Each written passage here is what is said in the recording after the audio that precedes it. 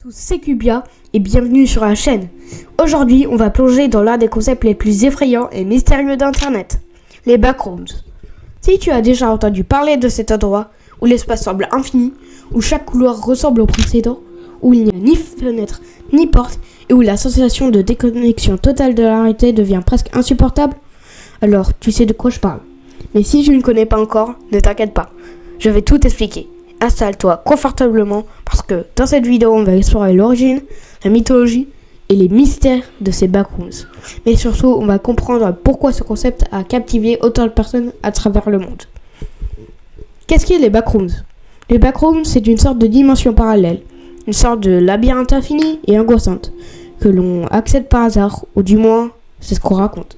Imaginez une pièce infinie, remplie de bureaux, du mur jaune, d'un carrelage sale, et surtout de cette lumière fluorescente incessante qui te martèle les yeux sans jamais faiblir. Ce décor qui paraît banal et familier, et pourtant il est terriblement oppressant. C'est ce qu'on appelle l'effet du pavé, ennuyeux. Le temps et l'espace semblent se déformer, et bien que cet endroit semble à la première vue un bureau ordinaire, il cache une ambiance où tu te sens perdu, totalement seul et piégé. Mais ce n'est pas tout. Les backrooms ne sont pas qu'un simple espace, c'est un piège où des entités hostiles rôdent, un endroit où tu pourrais passer des jours, des mois, voire des années à chercher une sortie, sans jamais en trouver une. L'origine des backrooms et théorie urbaine. Les backrooms ont vu le jour en 2019 sur le forum d'internet, plus précisément 4chan. Le concept s'est propagé rapidement grâce à une image, une photo d'un couloir jaune, avec une lumière fluorescente crue et une ambiance vide qui a tout de suite capté l'imaginaire collectif. Mais cette image, c'était bien plus qu'une simple photo. C'était une porte d'entrée vers un univers parallèle, un espace où le temps n'a plus de sens et où chaque recoin semble prêt à te dévorer. L'idée des backrooms s'inspire des phénomènes étranges de l'internet, comme les creepypastas, où l'on raconte des histoires horrifiques et mystérieuses. Mais elle a rapidement évolué pour devenir un mythe interactif, alimenté par des théories sur des créatures qui habitent cet endroit, des pièges invisibles et la sensation de perte de repères qui accompagne chaque exploration. Il existe maintenant des centaines, voire des milliers de récits sur les backrooms, chacun ajoutant une nouvelle couche à l'univers de ce monde étrange. Les niveaux des backrooms. Un voyage au cœur de l'inconnu. Ce qui rend l'idée des backrooms encore plus captivante, c'est qu'elle n'est pas limitée à une seule dimension. Non. Au fur et à mesure que l'on explore ce monde, on découvre qu'il existe plusieurs niveaux, chacun avec ses propres caractéristiques, ses propres dangers et bien sûr ses propres créatures. Le premier niveau, celui qu'on rencontre généralement, est celui des bureaux. Mais plus tu t'aventures dans cet univers, plus tu découvres des zones de plus en plus terrifiantes. Par exemple, certains parlent d'un niveau où des créatures géantes aux formes impossibles te traquent, ou d'un autre où des bruits inconnus résonnent constamment dans l'obscurité. Ces niveaux sont une extension infinie du premier, mais à chaque étape, les règles semblent changer et le danger devient de plus en plus tangible.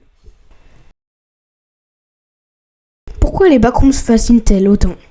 Mais pourquoi un endroit aussi étrange, aussi dérangeant et absurde a-t-il autant de succès ? Pourquoi les backrooms sont-elles devenues un tel phénomène culturel, touchant à la fois l'horreur, la science-fiction et l'absurdité ? La réponse se trouve probablement dans notre relation avec la peur de l'inconnu. Les backrooms, bien qu'apparemment banals au départ, représentent notre peur des espaces familiers qui deviennent déstabilisants. C'est un lieu où les règles que l'on connaît, comme le temps et l'espace, ne semblent plus avoir de sens. Et ça, c'est quelque chose que tout le monde peut comprendre. On a tous déjà eu cette sensation d'être perdu dans un endroit familier, d'avoir l'impression de tourner en rond sans jamais trouver de sortie. C'est cette impression qui rend les backrooms si terrifiantes. L'idée qu'un jour tu pourrais te retrouver dans l'espace sans fin, sans pouvoir t'échapper. Les backrooms et la culture moderne, un héritage digital. En réalité, les backrooms ne sont pas seulement un concept de creepypasta. Elles ont fini par s'intégrer dans une plus large culture digitale. De plus en plus de créateurs de contenu, de jeux vidéo et de films ont exploré cette idée de monde parallèle et de labyrinthe sans fin. Des jeux comme The Backrooms, Lost Reality ou même Layer of Backrooms sont également infiltrés dans la musique, le cinéma et même les réseaux sociaux, où des milliers d'utilisateurs partagent leurs propres théories et expériences.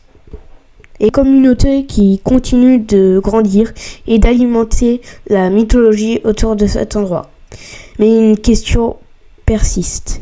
Est-ce que les backrooms ne sont pas un miroir de nos angoisses modernes, de la déconnexion du sentiment d'être perdu dans la société actuelle, de l'incompréhension de notre place dans un monde qui semble toujours s'étendre un peu plus enfin? Conclusion.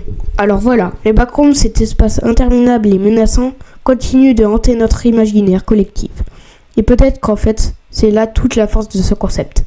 Il touche à une peur primale, celle de se perdre dans un environnement qu'on le croit connaître. C'est un concept simple, mais terrifiant. Et c'est ce qui fait une légende du web. Dites-moi en commentaire ce que vous en pensez. Avez-vous déjà imaginé vous retrouver dans les backrooms? Est-ce que le concept vous fascine et vous effraie? En tout cas, merci d'avoir regardé cette vidéo et n'oubliez pas de vous abonner à la chaîne pour d'autres explorations des mystères du monde digital. A très bientôt sur Cubia.